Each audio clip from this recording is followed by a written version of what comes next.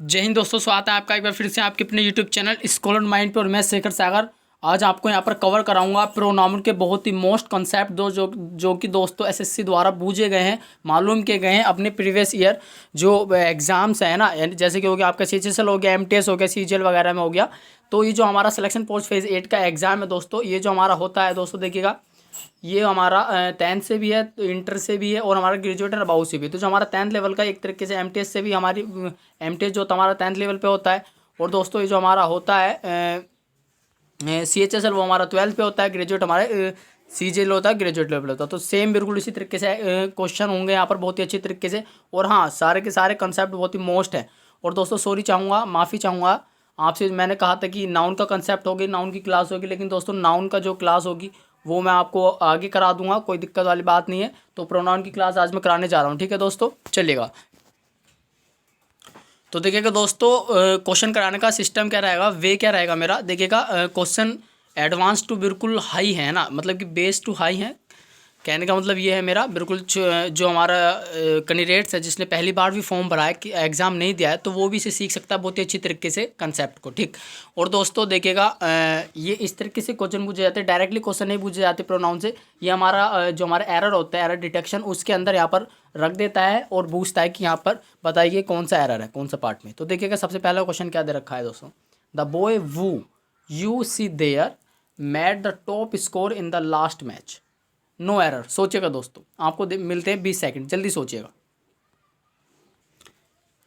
चलिए दोस्तों, आपका टाइम जो है वो पूरा हो चुका है। मैं आपको बताता हूँ अच्छी तरीके से क्वेश्चन पढ़िएगा दोस्तों। क्वेश्चन क्या कह रहा है, the boy who you see they are made the top score in the last match. देखिएगा दोस्तों, आप एक तरीके दीजिएगा, इसमें आपको यहाँ पर दो जो सब्जेक्ट हमारे वो दिखाई दे रहे होंगे, एक तो बॉय दिखाई दे रहा है, एक यू दिखाई दे रहा है। अब मेरे को बताइएगा, जो हमारा सी है, जो वर्ब है यहाँ पर सी किसके लिए यूज़ हो रही है, सिंपल सी यू के लिए यूज़ हो रही है। क्योंकि देखिए दोस्तों, पढ़िएगा, the boy who you see they are made the top score in the last match. तो ये वो लड़का है जो तुमने वहाँ पर देखा था, इसने लास्ट मैच में टॉप स्कोर बनाया। तो जो हमारा मेड है यहाँ भी एक वर्ब की तरह यूज़ हो रहा है। तो मेड किसके लिए प्रयोग हुआ है, ये सब्जेक्ट 1 मान लीजिएगा दोस्तों, इसे सब्जेक्ट 2 मान लीजिएगा, S2 को। तो हमारा जो मेड है वो वर्ब 1 मानी जाएगी, क्योंकि दोस्तों यहाँ पर मेड किसके लिए यूज़ हो रहा है, उस बॉय के लिए। ये वही तो लड़का है जिसने टॉप स्कोर बनाया था पिछले मैच में। तो मेड किसके लिए आ रहा है, सब्जेक्ट 1 के लिए आ रहा है। देखिए दोस्तों, गौर से सुनिएगा, सब्जेक्ट 1 के लिए सब्जेक्ट 1 के लिए वर्ब 1 हमारी मेड हो जाएगी। यू सी देयर यानी कि यू सी देयर तुमने जो देखा था V2 हो जाएगा, यानी कि सब्जेक्ट 2 के लिए वर्ब 2 सी हो जाएगा, क्योंकि यू के लिए यहाँ पर प्रयोग हुआ है सी। तो सिंपल सी बात है दोस्तों, कहना क्या मैं चाह रहा हूँ, ऐसे सवालों में क्या होता है, जब हमारे पूरे पेयर बन जाते हैं सब्जेक्ट के और वर्ब के, मान लीजिएगा सब्जेक्ट 1 और सब्जेक्ट वर्ब 1 का एक पेयर पूरा बन गया, और सब्जेक्ट 2 और वर्ब 2 का पेयर दूसरा भी कंप्लीट बन गया। तो दोस्तों सबसे पहले, हाँ चलिए, ये बात बाद की होगी, मैं आपको बताना भूल गया, एक चीज़ बता दूं, जो हमारा वू होता है और एक वूम होता है, आपने पढ़ा होगा वू और वूम, है ना, वू और वूम पढ़ा होगा, आप सभी को पता है, मैं बताना भूल गया इसको शुरू में। देखिएगा, वो जो हमारा जो होता है दोस्तों, ये सब्जेक्टिव केस के लिए प्रयोग होता है, सब्जेक्टिव केस के लिए स्टैंड करता है, और वो हमारा ऑब्जेक्टिव केस के लिए यहाँ पर स्टैंड करता है, सभी को पता होगा। और दोस्तों प्रोनाउन में बिल्कुल शुरू से नहीं लेकर चल रहा हूँ, मतलब कि जो हमारा बिल्कुल बेस होता है वो तो सभी को पता है दोस्तों, इतना सबने पढ़ रखा है, इतनी उसकी, इसलिए मैंने सभी को नहीं बताया। डायरेक्टली क्वेश्चन लेकर चलते, क्योंकि टाइम हमारे पास ज़्यादा नहीं बचा है, पेपर कभी भी हो सकता है जून के बाद, ठीक है दोस्तों। चलिए, तो ये आपका क्लियर हो गया। तो मैं आपको क्या बता रहा था, ऐसे सवालों में जब भी पूरे पेयर बन जाएं तो दोस्तों उसके साथ क्या होता है, तो उसके लिए वूम लगाएंगे हम, ठीक है, उसके लिए हम यहाँ पर वूम का प्रयोग करते हैं। उसके लिए काय का प्रयोग करते हैं दोस्तों, वूम का।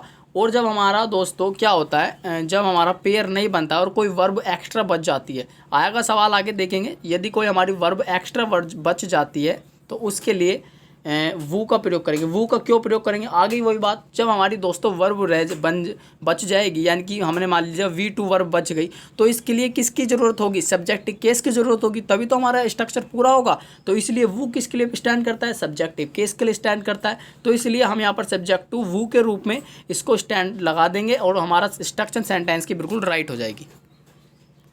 तो दोस्तों चलिएगा अगला क्वेश्चन देखते हैं, ठीक है। तो देखिएगा दोस्तों, अगला क्या क्वेश्चन है, हमारा क्वेश्चन है, द बैंक हैज़, पढ़ते चलिएगा, the bank has designated an executive whom will guide customers during online transaction, no error, ठीक है, ठीक है दोस्तों, देखिएगा अभी कह रहा है तो बैंक हैज डिजाइनेटेड, तो जो बैंक सॉरी दोस्तों, तो देखिएगा जो बैंक डिजाइनेट की गई है तो किसके लिए, जो हमारा बैंक यहाँ पर सब्जेक्ट 1 स्टैंड कर रहा है और हमारा डिजाइनेटेड जो है ये सब वर्ब 1 का प्रयोग कर रहा है, क्योंकि डिज़ाइन की गई है वर्ब के लिए यहाँ पर स्टैंड करेगा। तो हमारा S1 और V1 का पेयर तो दोस्तों कंप्लीट हो चुका है, यानी कि ये बन गया फुल स्टॉप, पूरा कंप्लीट हो गया। अब हमें ढूंढना है दोस्तों दूसरा वाला स्ट्रक्चर, यानी कि सब्जेक्ट 2 और सब्जेक्ट वर्ब 2 को देखना है। तो देखिए क्या कह रहा है, N executive whom will guide, देखिए विल गाइड आ चुका है ना, विल गाइड यानी कि हमारा वर्ब के रूप में प्रयोग हो रहा है यहाँ पर विल, है ना। तो वर्ब 2 आ गई हमारे यहाँ पर, आगे पढ़ेगा तो कस्टमर ड्यूरिंग ऑनलाइन ट्रांजेक्शन। तो दोस्तों देखिएगा हमें S1 V1 तो मिल गया, इसका पेयर तो पूरा हो चुका है, लेकिन V2 जो है उसके साथ हमें काय की आवश्यकता होगी दोस्तों, उसके साथ हमें एक सब्जेक्ट की आवश्यकता होगी। यानी कि मैंने अभी आपको बताया था कि जब हमें सब्जेक्ट की आवश्यकता होती है तो हमारा जो वूम और वू में से वू जो होता है वो सब्जेक्ट केस के लिए प्रयोग होता है, तो हमारा इसके साथ क्या जाएगा यहाँ पर, इस वूम की जगह हमारा वू हो जाएगा। ठीक है दोस्तों, इसलिए क्यों हो जाएगा, क्योंकि हमारा वू सब्जेक्टिव केस के लिए स्टैंड करता है और वूम जो होता है वो हमारा ऑब्जेक्टिव केस के लिए स्टैंड करता है। ठीक है दोस्तों, क्लियर है। एक बात आप गांठ मान लीजिएगा इस क्वेश्चन के लेवल को लेकर के, मतलब कि जो हमारा क्वेश्चन का कंसेप्ट है उसको लेकर के, यदि हमारा पेयर पूरा बनेगा दोस्तों, पेयर पूरा बनेगा, सब्जेक्ट और वर्ब का एक पेयर हो गया तो पूरा बनेगा, और यदि हमारा पूरे 2 पेयर बन जाते हैं या पूरा बनेगा तो उसके लिए उसके साथ हमारा आएगा वूम। एक तरीके से आप याद कर लीजिएगा कि वूम क्यों आएगा, क्योंकि जब हमारा कंप्लीट हो जाएगा मामला और जब हमारे वर्ब रह जाएगी कोई बची हुई और हमें सब्जेक्ट नहीं मिलेगा तो उसके लिए सब्जेक्टिव केस में हम प्रयोग करेंगे वू का। तो दोस्तों बस यही हमारा कॉन्सेप्ट है और आप समझ लीजिएगा। और दोस्तों एक बात आपसे कहना चाहूँगा, जिस चीज़ को आपसे नहीं आता है तो उसे एक्सेप्ट करना सीखिएगा, ये नहीं करना है कि क्या है। और दोस्तों मैं एक स्पेशल में नाम लेना चाहूँगा, 2 हमारे कैंडिडेट्स हैं, 2-3 बहुत सारे कैंडिडेट्स हैं वैसे तो साथ जुड़े हुए, लेकिन दोस्तों जो क्लास को डेली देखते हैं और डेली कमेंट करते हैं हमारे साथ, वो है एक विनय जी, एक विनय मसूदगर, जो उनका कुछ नाम पूरा करके है विनय, और दोस्तों एक नाम और है, नाम मैं उनका नाम भूल रहा हूँ, लेकिन एक कैंडिडेट्स और हैं जिन्होंने आज भी कमेंट किया था बहुत अच्छी तरीके से। उनसे मैं कहना चाहूँगा स्पेशली आप बने रहिए, जो मैं आपको बता रहा हूँ बिल्कुल पक्का आएगा, और जब आप पेपर देकर आएंगे तो फिर बिल्कुल आकर मुझसे बताएंगे कि हाँ सर ये आया था। गारंटी देता हूँ मैं इस बात की बिल्कुल कि क्वेश्चन इसी कंसेप्ट से ना बने तो बात बेकार है दोस्तों, क्योंकि मैंने एग्ज़ाम देखे हैं सारे के सारे सिलेक्शन पोस्ट फेज़ के, ठीक है ना, 6 के 7 के। तो देखिएगा दोस्तों अगला क्वेश्चन बहुत ही अच्छी तरीके से, I am sorry to have disturbed you, I hope you will not mind the coming to you at this odd hour.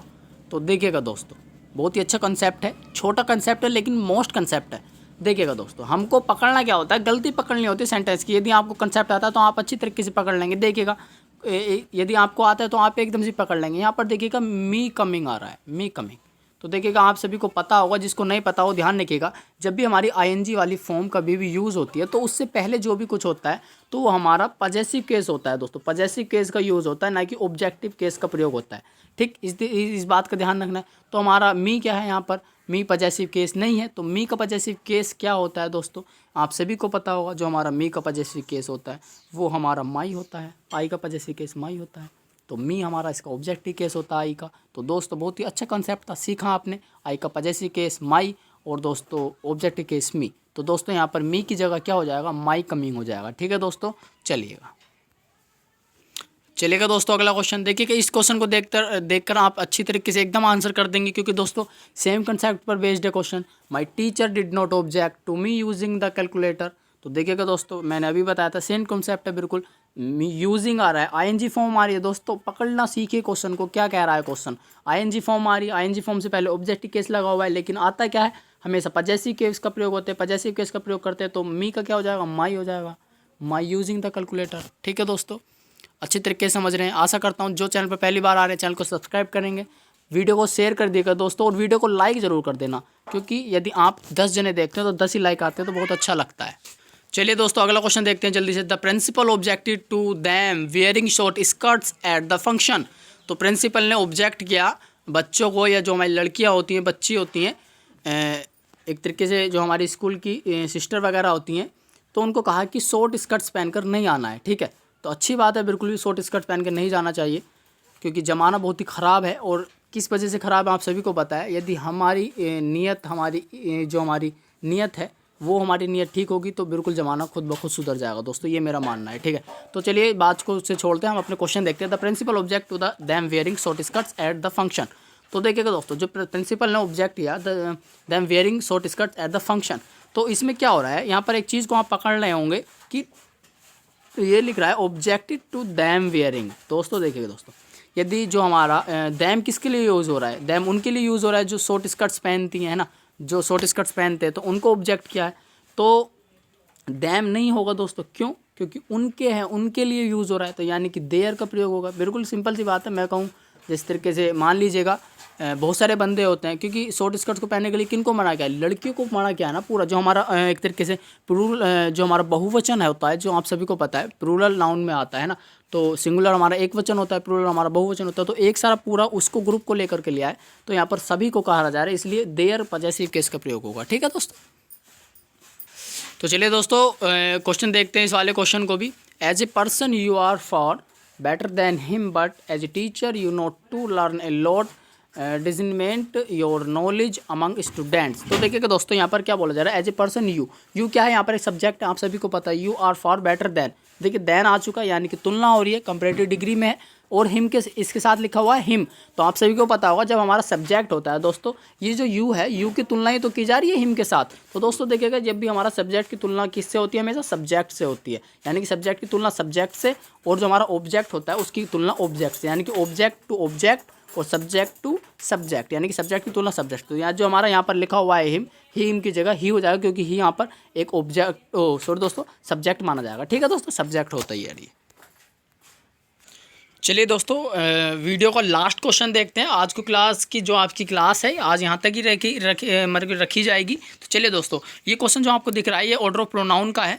तो एक कंसेप्ट होता है ऑर्डर ऑफ प्रोनाउन का, समझ लीजिएगा, बहुत ही अच्छा क्वेश्चन है।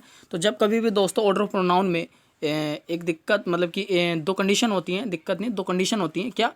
जब सेंटेंस जो हमारा गुड मैनर होगा, पॉजिटिव होगा, तो उसके साथ ऑर्डर लगता है हमारा 2, 3, 1 का। और जब हमारा एक तरीके से प्लूरल नेगेटिव होता है, सेंटेंस नेगेटिव सेंस में आता है, तो उसके साथ 1, 2, 3 का प्रयोग होता है प्लूरल वाले में। तो 2, 3, 1 होता है जब पॉजिटिव हो, गुड हो, है ना। तो सेंटेंस को पढ़ेंगे कि देखते हैं पॉजिटिव गुड है क्या नहीं।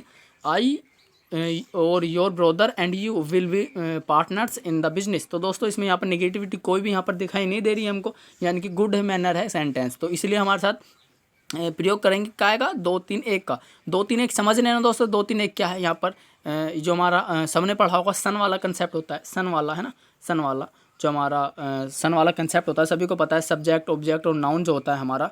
तो ये फर्स्ट पर्सन, ये सेकंड पर्सन, ये थर्ड पर्सन जो होता है, इस तरीके वाला जो होता है दोस्तों, है ना, डायरेक्ट डायरेक्ट में लगाते हैं। तो इसके साथ ये वाला कंसेप्ट लगता है। तो जो हमारा आई होता है दोस्तों, ये हमारा फर्स्ट पर्सन होता है।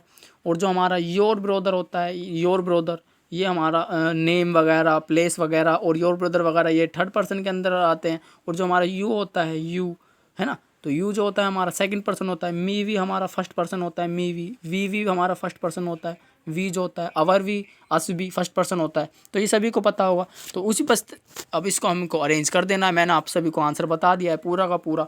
तो देखिएगा दोस्तों, सबसे पहले 2, 3, 1 करके लिखना है। तो हमारा सेकंड पर्सन कौन सा, यू है। तो सबसे पहले हमारा क्या आएगा, तो पहले आएगा यू हमारा। ठीक है दोस्तों, सबसे पहले हमारा यू आएगा। फिर हमको 2, 3, 1 करके लिखना है। तीसरा पर्सन हमारा योर ब्रदर। तो you, your brother and I will be partners in the business, ये होगा दोस्तों। ठीक है, you, your brother and I will be partners in the business, ये हो जाएगा इसका। ठीक है दोस्तों, आशा करता हूँ कि आज की वीडियो आपको अच्छी लगी होगी। अच्छी हो तो चैनल को सब्सक्राइब करना मत भूलिएगा, वीडियो को लाइक कर दीजिएगा, अपने दोस्तों के साथ शेयर कर दीजिएगा।